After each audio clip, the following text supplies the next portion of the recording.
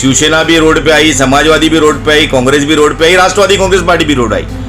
सारी पार्टी समन्वय तौर पर प्रोटेस्ट करती है एक मौजू पर कि हमारा नेता नवाब मलिक जेल में नहीं आना चाहिए। और पावर इंडस्ट्री के मैटर पर तीनों अलग अलग सियासत कर रहे हैं कि मैंने किया। सब्सिडी आप 100% करवा दीजिए, इंडस्ट्री को और खुशहाली की तरफ ले जाइए। 50% तो ऑलरेडी 1993 से मिल रही है। तो आप आज तक भिवंडी के और भी मसाइल पर हद तक प्रयास क्यों नहीं किए?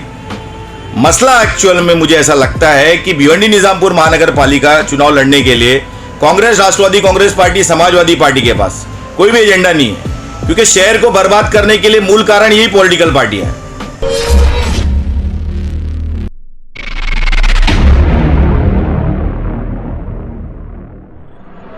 हाँ, तो शदाब भाई क्या कहना चाहेंगे जो मामला है सब्सिडी को लेकर आज चल रहा है 2-4 दिन से, इसके बारे में क्या कहना चाहेंगे? देखिए, सब्सिडी पे मुझे ऐसा लगता है कि महाविकास आघाड़ी की भिवंडी में जो पॉलिटिकल पार्टी है, कांग्रेस, राष्ट्रवादी कांग्रेस पार्टी और समाजवादी पार्टी, ये राजकारण कर रही है और वो भी गंदा राजकारण कर रही है। सब्सिडी ऑलरेडी 1993 से मिल रही है, कोई नया मामला तो है नहीं। ये तो वही हो गया, जख्म दिए फिर मरहम लगाए। इतने ही कांग्रेस के नेता शुएब गुड्डू, रशीद ताहिर मोमिन या समाजवादी के रईस शेख इतने ही काबिल है, तो आईजीएम हॉस्पिटल में गायनेकोलॉजिस्ट का इतना दिन से मामला आज तक हल क्यों नहीं हो पाया? आईजीएम हॉस्पिटल में राजेश टोपे आने वाले आज तक क्यों नहीं आ पाए? इतने ही काबिल है, इतने ही आपको काम करने का दर्द है, तो आप आज तक भिवंडी के और भी मसाइल पर हद तक प्रयास क्यों नहीं किए? मसला एक्चुअल में मुझे ऐसा लगता है कि भिवंडी निजामपुर महानगर पालिका चुनाव लड़ने के लिए कांग्रेस, राष्ट्रवादी कांग्रेस पार्टी, समाजवादी पार्टी के पास कोई भी एजेंडा नहीं है, क्योंकि शहर को बर्बाद करने के लिए मूल कारण यही पॉलिटिकल पार्टी है। तो शहर की पावर इंडस्ट्री के माध्यम से ये क्रेड लेकर चुनाव लड़ने के लिए मैदान में आना चाहती है। लेकिन आपके चैनल के माध्यम से मैं बताना चाहता हूं कि सब्सिडी कोई भी इंडस्ट्री को बर्बाद करने के लिए सरकार द्वारा दी जाती है।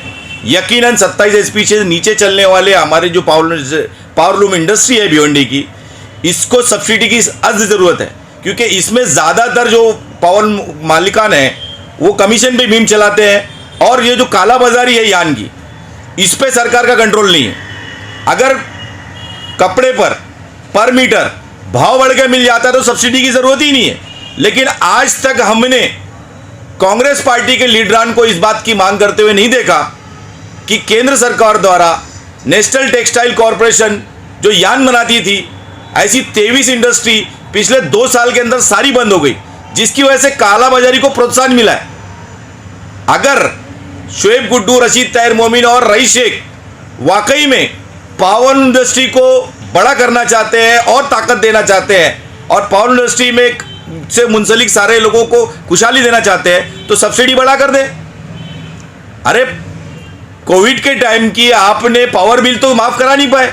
यही रईस शेख बोलते थे कि 10% मैंने सरकार से माफ़ करा लिया है, आज तक माफ़ हुई क्या? तो ये जो 1.5-2 महीने से लगातार जो प्रकरण चल रहा है शहर में, ये तमाशा मुझे ऐसा लगता है कि कांग्रेस, राष्ट्रवादी कांग्रेस पार्टी और समाजवादी का असली चेहरा जनता ने देख लिया है कि किस तरह जख्म देकर मरहम लगाया इन्होंने। रोज एक नेता आता है, इंटरव्यू देता है कि मैं करवाऊंगा। मेरा ऐसा कहना है कि ये मैं करवाऊंगा जो मैं करवा रहा हूं, ये शब्द तब अच्छा होगा जब आप कोई नई उपलब्धि दें। सब्सिडी आप 100% करवा दीजिए, इंडस्ट्री को और खुशहाली की तरफ ले जाइए। 50% तो ऑलरेडी 1993 से मिल रही है। तो मेरा ऐसा कहना है कि इसको भिवंडी शहर के सभी नागरिक देख रहे हैं, और ये पॉलिटिकल पार्टी जो गंदी सियासत कर रही है, उसको भिवंडी निजामपुर महानगर पालिका में ज़रूर सामने आएगा। शदाब भाई, देखा है तो सब्सिडी को लेकर एक सियासत तेज हो गई है भिवंडी शहर में, क्योंकि तीनों राजनीतिक पार्टियां आमने सामने आ गई है। रईस शेख साहब बोलते हैं कि हम करवा रहे, एनसीपी और कांग्रेस भी इसका क्रेडिट लेने में जुटी है, तो उस पर आपको क्या लगता है? देखिए, वाकई में क्रेडिट ले रहे हैं। देखिए, महाविकास आघाड़ी के एक नेता जो है ईडी के मैटर में जेल में गए, नवाब मलिक, शिवसेना भी रोड पे आई, समाजवादी भी रोड पे आई, कांग्रेस भी रोड पे आई, राष्ट्रवादी कांग्रेस पार्टी भी रोड आई। सारी पार्टी समन्वय तौर पर प्रोटेस्ट करती है एक मौजू पर कि हमारा नेता नवाब मलिक जेल में नहीं आना चाहिए। और पावर इंडस्ट्री के मैटर पर तीनों अलग अलग सियासत कर रहे हैं कि मैंने किया, जिससे साबित होता है कि भिवंडी निजामपुर महानगर पालिका में इनके पास चुनाव लड़ने के लिए कोई एजेंडा नहीं है और इस तरह की गंदी सियासत करके ये चुनाव में वोट हासिल करना चाहते हैं। तो शदाब भाई, देखा है तो 1-1.5 महीने से जो ये सब मामला चल रहा है सब्सिडी को लेकर, तो इसमें MIM कहीं नज़र नहीं आ रही है और MIM का क्या स्टैंड है कुछ समझ में नहीं आ रहा है। देखिए, महाराष्ट्र में जो सरकार है उसमें कांग्रेस, राष्ट्रवादी कांग्रेस पार्टी, समाजवादी पार्टी और शिवसेना है।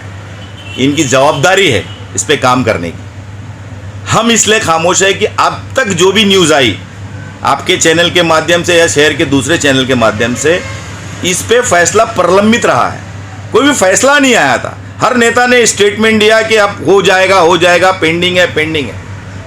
अब क्योंकि सारा मामला सबके सामने आ चुका है इसलिए इस पे बात करना ज़रूरी है।